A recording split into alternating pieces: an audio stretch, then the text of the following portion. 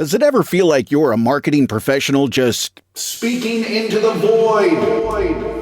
But with LinkedIn ads, you can know you're reaching the right decision makers, a network of 130 million of them, in fact. You can even target buyers by job title, industry, company, seniority, skills, and did I say job title? See how you can avoid the void and reach the right buyers with LinkedIn ads. Spend $250 on your first campaign and get a free $250 credit for the next one. Get started at linkedin.com/campaign. Terms and conditions apply. Hey, it's Paris. You know I love sparkly things, right? Like stars. Duh. And thanks to Hilton and AutoCamp, I just slept under them. Picture me, serving looks by the fire outside my luxurious Airstream, making s'mores with the kids, while a national park is our backdrop. The great outdoors meets Hilton hospitality. That's hot. Explore all the new ways to stay at Hilton.com. Hilton for the stay. With a major selection of the looks your kiddos love starting at just $4 in the Walmart app, a new school year means a stylish new them. Who knew? Find skater skirts and Crocs that say, I'm casual but cool. Sparkly sneakers that say, it's my classroom, you're just learning in it. And preppy polos that say, I'm the teacher's pet, even if they're mommy's menace at home. Find their favorite styles starting at just $4 in the app. The Walmart you thought you knew is now new.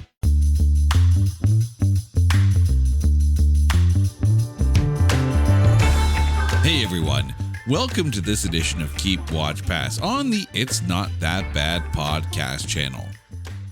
You know, there are certain genres that guaranteed will never ever go away, and some for good reason and some because you just cannot escape it. And I think the latter is true in this sense, because war movies are always going to be around no matter what war is being talked about.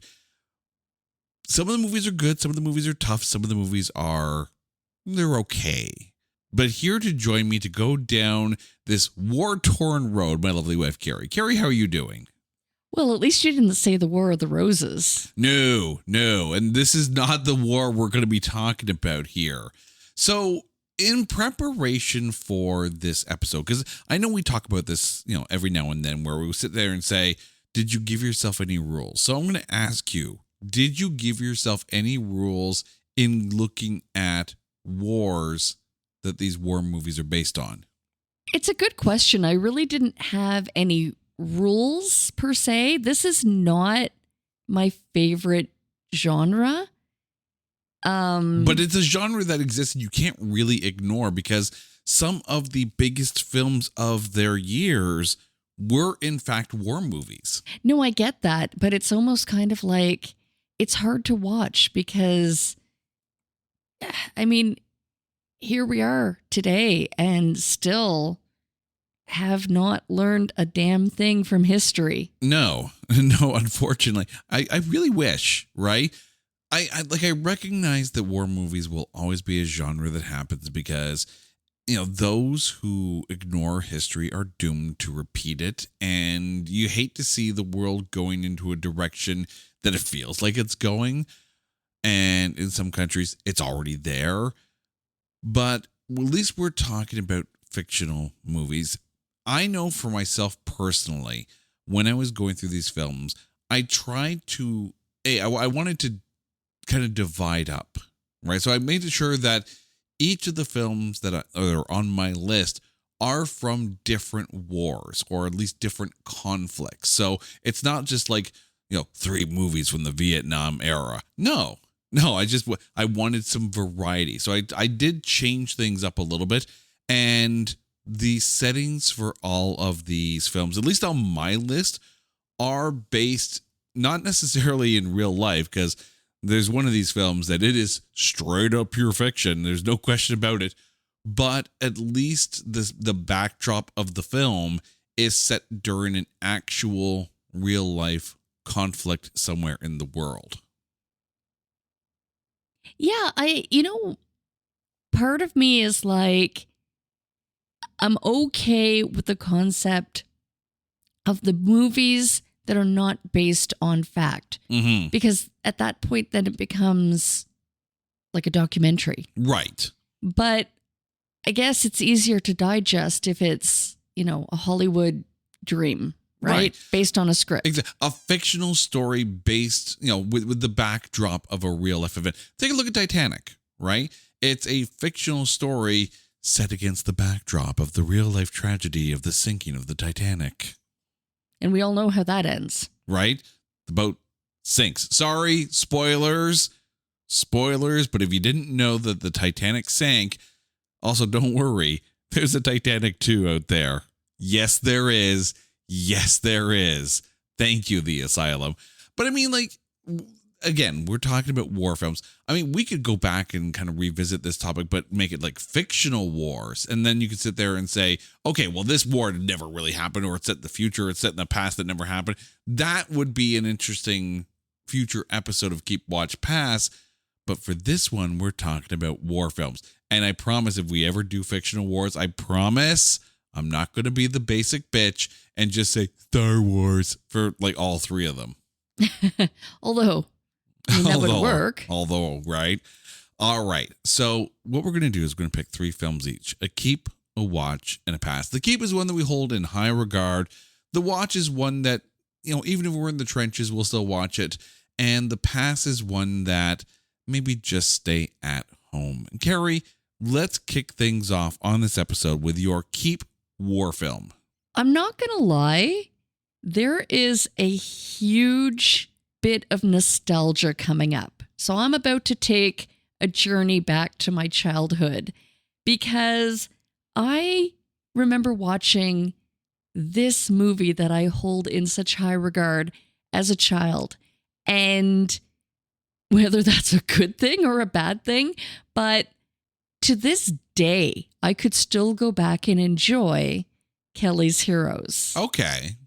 It was funny. It has Donald Sutherland. It has Telly Savalas, Clint Eastwood.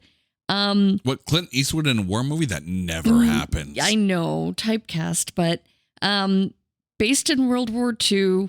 And again, this is where the comedy of it comes in. After a night of drinking, I guess the colonel or the sergeant drunkenly mentions that there's these gold bars that's hidden.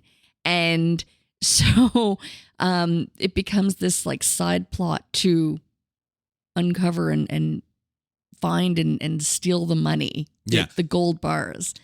Yeah, a heist in a war film. And the funny thing is too, even that as a plot point is something that hasn't really gone away. You go back and take a look at Three Kings, right, with George Clooney. That was a heist set during the Iraq War. There are other films that are heists set during a war time. You know what's funny? You take a look at the various global conflicts that have happened over the years and decades, and I don't even want to do the math because it's kind of depressing when you think about what we're talking about. The majority of war films out there seem to be set in either World War II or the Vietnam War. Those seem to be the ones that draw the most cinematic references. And, there's some that are set in World War I. There's some that are set in other conflicts. And I'm just going through my list here and I'm realizing that none of my films are either set in World War II, World War I, or the Vietnam War. Ooh, fascinating. Oh yeah, I branched out here. I'm pretty sure that I can guess one of your picks, but we'll see at the end of the show if I'm right. Okay, so let's back pocket that, but be sure to shout it out if I actually mention it through all of this. I'm very curious now which movie you think of. Star Wars, right? Clearly. Right. Okay, so for my first keep pick, my first pick on the show, I'm going all the way back to the Civil War. No, I'm not talking about the Alex Garland, Kirsten Dunst film. I said real wars, not fictional, even though that feels way too freaking real. I'm going with a movie called Glory. And I think I've talked about it on this show before. This is set during the Civil War, and it focuses on the 54th Massachusetts Infantry Regiment. This was one of the first African-American regiments, militia, that was put together during the Civil War. Listen to this cast. Okay? Matthew Broderick as Colonel Robert Gould Shaw. Cary Elwes as his friend and second in command. Denzel Washington. Morgan Freeman. Like, this is a stacked freaking cast, and everything is handled like these are some weighty topics, and I think it's actually handled extraordinarily well. It's one of the best dramatic roles for Matthew Broderick, someone who's more known for his comedies, but he brought it in this one. But I need to give a significant shout out to the late great Andre Braugher for this. And right now, all the Brooklyn Nine-Nine fans are going, Captain Holt! You damn right, Captain Holt. But oh my God, did he tug at every single heartstring in this film? This film is a tour de force performance from everyone involved. And I'm sorry, this should be required viewing in history classes. It is that good a film. It hits you hard, but the other thing, it doesn't over glorify the violence of the Civil War. It doesn't over glorify the racial basis of the story of the film, but it tells it almost matter-of-factly. And I think that serves it so much better and tells a much more profound and hard-hitting story. For my watch pick, I'm going a little campy. And it's not a comedy, but I can't help but kind of get a little chuckle while watching this, because it is also a little bit lighthearted. And it's funny that you mentioned Clint Eastwood in Kelly's Heroes, because Clint Eastwood in a war movie? You damn right.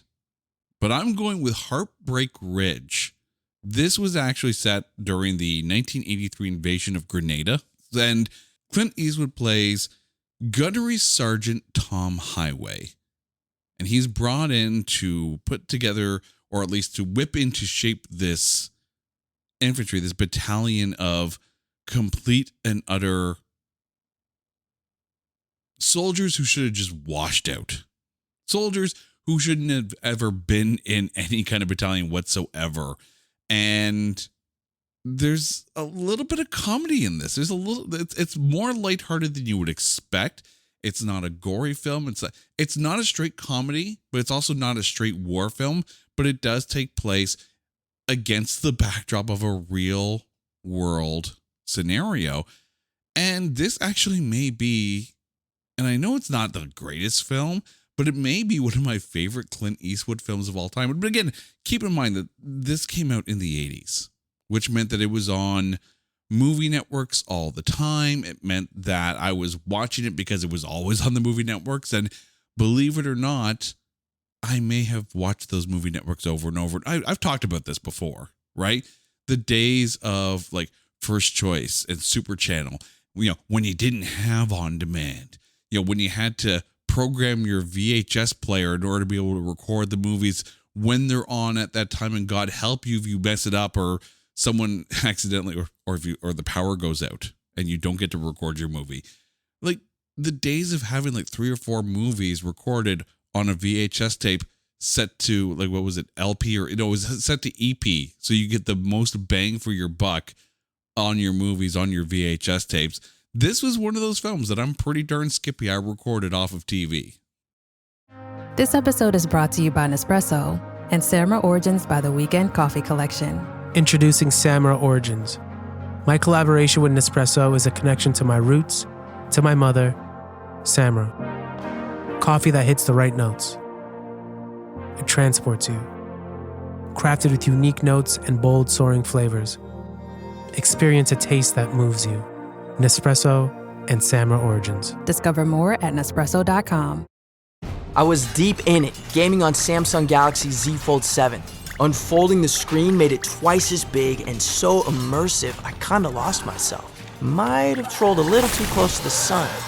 Someone in the chat told me to touch grass, so I took my Z Fold 7 outside and kept playing. Still won, got a tan, and a nice little reset. Powerful processor, realistic graphics, you stay locked in, streak stays alive. Can your phone do that? The new Galaxy Z Fold 7. Get yours at Samsung.com. Introducing the perfect companion to your morning listening routine. AG1's clinically backed formula is now flavor-packed with 3 new delicious flavors: tropical, berry, and citrus. Start the day on a high note with probiotics that taste like the tropics. Mix it up with micronutrients that taste like berry or citrus. And take it all the way back with the classic AG1 Original with notes of pineapple and vanilla. Do your health a flavor, or 4, with AG1 Next Gen, the daily health drink. Learn more at drinkag1.com. All right, over to you for your watch pick. Good morning, Vietnam. So you went from World War II to Vietnam. I did. I mean, how could I not love Robin Williams? You can't not love him. You can't not. And the comedy, in spite of, I mean, this movie has such a serious undertone, obviously. The story of Adrian Cronauer, yes.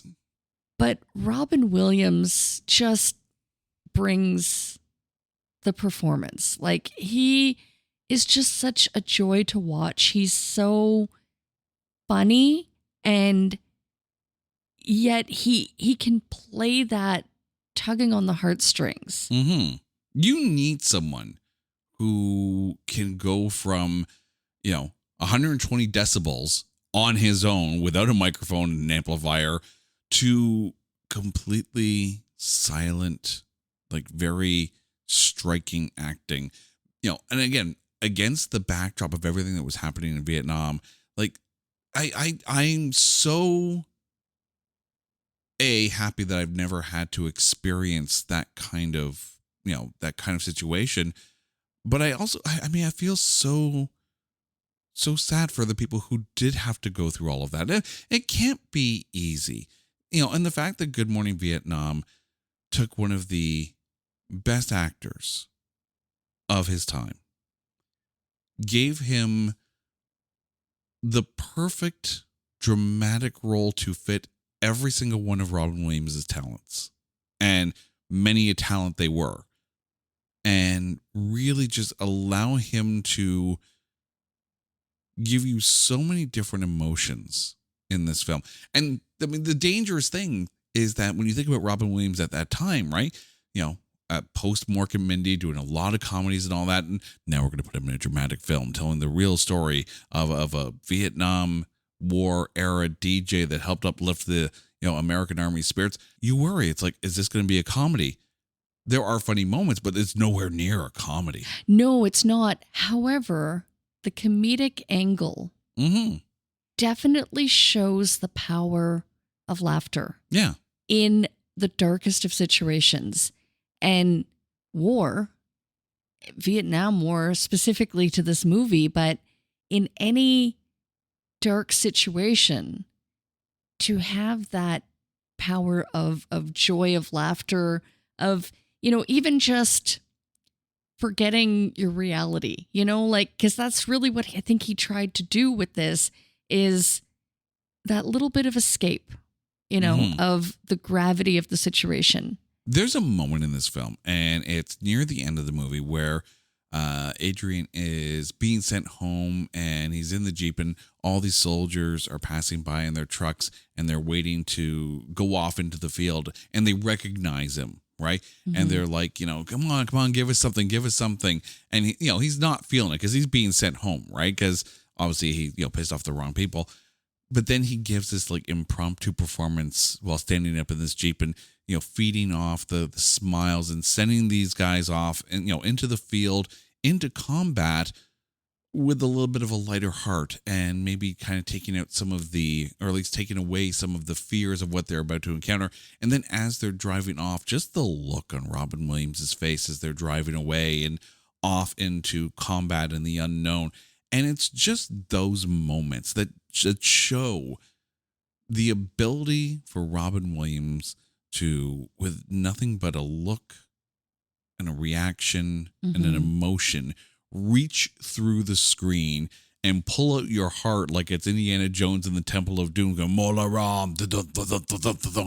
And that was his talent, is the unspoken like his facial expressions and facial acting spoke volumes more than, the volume of he had that balance between madness and veracity and really, just present, really, aware. Yeah. I literally thank the universe for allowing me to live in a time where I could watch Robin Williams movies as they were released. Like that's special. And he was. All right. So now we're getting to talk about the films that are maybe not so much of a hit. Your pass pick for war movies. I almost need to ask your pass because I need to see if I was right. All right. So I'll give you the conflict that this is set against the backdrop, and you tell me if you were right or not. Based on the conflict, this takes place during the Soviet-Afghan War. No. No? Okay. No. We do not have a perfect match. I'm curious. What movie did you think I was going to talk about? Well, I'll talk about it on my pass. Oh, okay. So, you ever watch a movie and really the only redeeming factor of the film is one line of dialogue. And it's someone goes up to the main character and goes, "What's that?" The main character goes, "It's a blue light. What's it do?" "It turns blue." Thank you, Sylvester Stallone, for that witty bit of dialogue in Rambo 3. This was set, oh my God, like the first movie, First Blood, actually based on a book. Hard-hitting story of a guy who's, hasn't really left the war behind and trying to reintegrate into society in America, runs into a small town and almost gets run out. And it's a really, really powerful film. And then you get Rambo First Blood Part 2, and it's just, it is what it is, right? It's not bad. It's not great. Then you get Rambo 3. And now we're about to jump the desert shark with this one because this film is so cheesy, raw that it's hard to watch. Like, I know it took a long time till we got Rambo 4. A long time. Why? Because Rambo 3 sucked that bad. This isn't the Rocky franchise, right? The character of Rocky Balboa is so beloved. And even the fact that Rocky 5 exists in the real world, not my world. Rocky 5 doesn't exist in my world. But even when Rocky Balboa comes back, right, later on, and it was such a good film. And you're like, Rocky Balboa is back. It's great. And then Rambo movies come back out and you're like, I'm not excited. Why? Because we still remember how bad Rambo 3 was. So the whole basis in this. So Colonel Troutman hunts down John Rambo, who's in some weird Thailand fight club kind of thing, trying to make money. And he asks him to go into Afghanistan for this mission. And he says no, because he's trying to leave his war life behind. Troutman goes in. Troutman gets captured. And then Rambo goes in to rescue him and bring him back home. And it's just so cheesy. He takes down a helicopter with an arrow. Yes, it's an explosive tip arrow, but I don't care. It's an arrow versus helicopter. There's some bad in this film. I will recommend First Blood to anybody. I'll recommend Rambo First Blood Part 2 to anyone who likes Stallone. Sure, it's fine. I will recommend a 2-hour nap if Rambo 3 comes on. And that's saying something. All right. So I didn't pick the movie that you thought that I was going to pick. So is it your pass pick? It is my pass pick. And it's interesting because when we saw this movie, I know that you liked it way more than I did. Okay. And I struggled to watch as the subject matter was so brutal. It was brutally ugly and real. Mm-hmm. And of course, I'm talking about 2024's Civil War. Yeah, which was really hard to watch. It is the exact example of why this topic is a hard choice. You know, if you can, again, use the power of laughter, as Robin Williams taught us in Good Morning Vietnam, if you can kind of find a fantastic cast of comedic actors like in Kelly's Heroes and have like a subplot, search for gold, okay, I can get behind that. But the actual brutality and realness of war is just so hard to watch. This movie was halfway through, I was ready to just pack it up and go to another theater. I was gonna walk out, but I didn't. But I think that the reason why you didn't like this film, and it's not because it's a bad film, right? It's well made, it's well shot, it's well cast. Let's be honest, that cast is fantastic. It's also a bit jarring, though. Yeah, like because visually, it's stark, it's blunt, it doesn't shy away from anything. No, but camera-wise, like a lot of the camera movements, the jerky kind of, almost like real life. It's visceral. Movie. Yeah. But I mean, I think that was the goal for Alex Garland, was to make something that was going to literally punch you in the teeth. And kind of in the hopes, I think, that people will watch this film and then step back and go, how close are we to this? Because I think, you know, in every fictional story, there's a kernel of truth in present day. I mean, Star Trek made an art form out of being able to talk about modern day,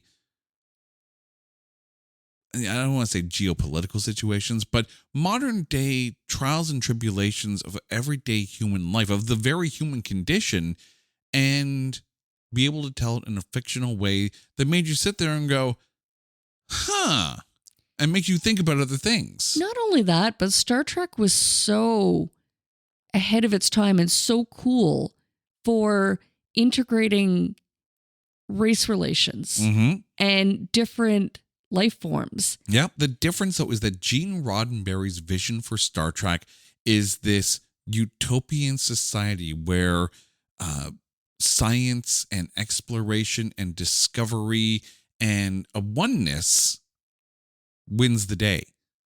I'm still waiting for teleportation to become a thing. Oh, I wish, right? You just want to get a good beaming, don't you? But the thing with Alex Garland's Civil War is that I don't want to say it's dystopian, because I don't necessarily think it's dystopian, but they plop you right into the middle of this conflict that's already going on, and it's not an external threat. It's an internal disintegration that takes the United out of the United States of America. This, and I hope it doesn't come to fruition. This is the thing. It's a fictional story with potentially real basis points, right? Like plot points that you can sit there and say, I can see why this is happening. I can see why this is happening. And I don't want to see this happen. And Kirsten Dunst is fantastic in it. Jesse Plemons was horrifying in this. The actors played their parts so well, but it was almost like you really almost want this to be the cautionary tale. You almost want to say, look, this is a work of fiction, but learn from it. But I think the other thing too is that the soundtracking of this film is very sparse. Like, it doesn't lean onto, like, you know, layering music underneath everything. And I think that starkness in the soundscape of this film adds to the almost, I don't want to say mockumentary, but future warning. Well, I don't think it needed necessarily a soundtrack. No, like, I don't think it didn't need a score. But that might have blunted some of the, you know, just in your faceness of it. But again, it would take away from the rawness of it. Yeah. It would make it more of a film Whereas this was more of, again, almost shot guerrilla style, like kind of like the Blair Witch Project, right? But it was that raw and that visceral of like handycam footage or, you know, handheld camera. A lot of the scenes were so raw and it brought you right there. Yeah. Into that moment. It's a science fiction film in that you're looking at an alternate possibility of a future.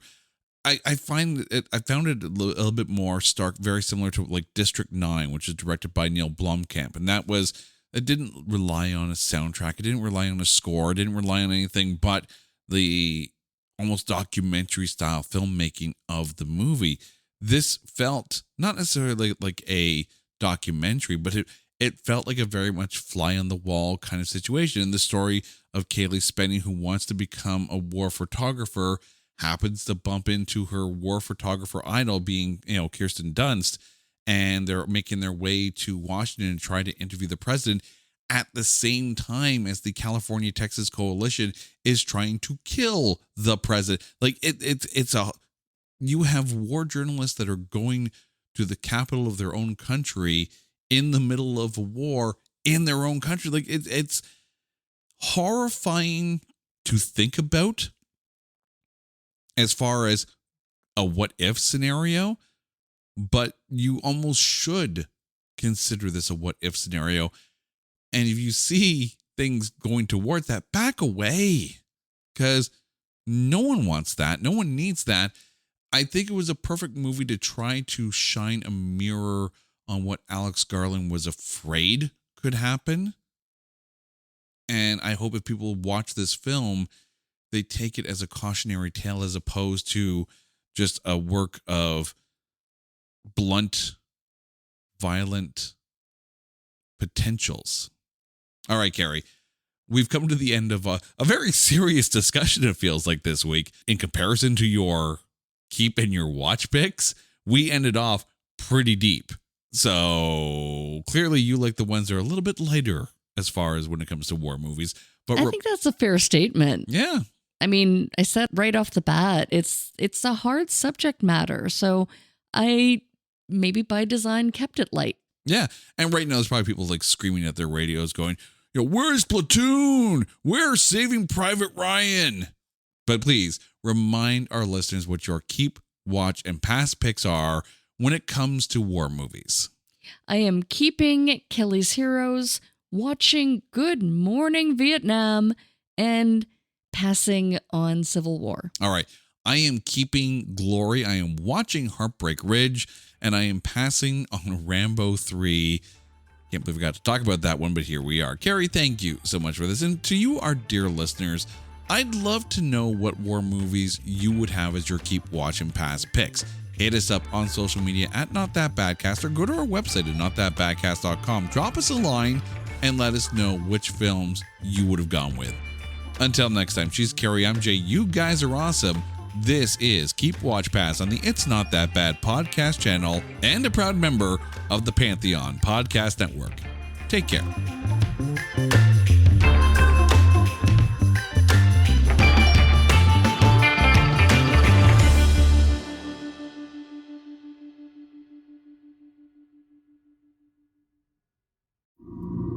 Listen. That's the sound of the fully electric Audi Q6 e-tron.